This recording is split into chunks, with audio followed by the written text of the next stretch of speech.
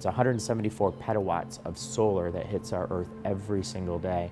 It's just an amazing amount of power, and this is one way to start harnessing some of that power and use it for transportation. I'm Mike Tinsky, and I'm the Director of Vehicle Electrification and Infrastructure at Ford Motor Company. Solar, which is, we call it PV or photovoltaic, has not only increased in its efficiency, but it's now gotten to a point where it's beginning to show economic viability, that we can actually power our vehicles, our plug-in hybrids like the C-MaX Energy, on solar. In this particular case, we've taken about 1.5 square meters of solar PV and put it on top of our C-MaX Energy, and it's called the C-MaX Solar Energy Concept.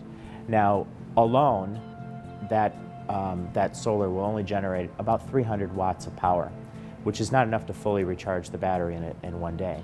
But if you take this vehicle and you couple it with what we call a solar concentrator, just basically being a lens that can magnify the solar energy, and what you end up with is a combination of vehicle plus infrastructure that can essentially recharge that C-MaX Energy battery from 100% from solar energy. We're proposing a static canopy of nothing more than what we call Fresnel lens. It's acrylic, so it's a very low-cost canopy.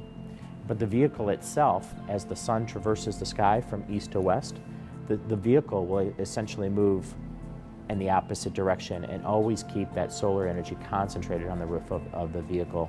So still using the same amount of solar on top of the roof, but getting that magnification that comes from low-cost infrastructure, such as the concentrator that we've been looking at. It's an innovative way to find a low-cost, clean, renewable way of recharging the C-MaX Energy. SunPower cells are fundamentally different than conventional cells. You'll notice all the metal is on the back, and this allows us to use that metal on the back as the foundational support of the cell. It means we can also make the silicon much thinner, meaning that it is actually allowed to flex a little bit. And as you can see, we've got a curved glass surface we've got to match up to here. So the ability to bend is very good. Additionally, we have much higher power density than conventional cells. So that means out of the same space-constrained area, we can actually harvest 50% more energy than conventional cells could. I'm actually quite excited to work on this project because when I was a kid, all we would ever see when you mixed solar and cars was these small, very impractical cars that flew across the Australian desert. This project is extremely exciting because here we're actually taking real solar panels and we're adapting them to fit on top of a car. But it's not a lightweight car that's going to fly across the Australian outback.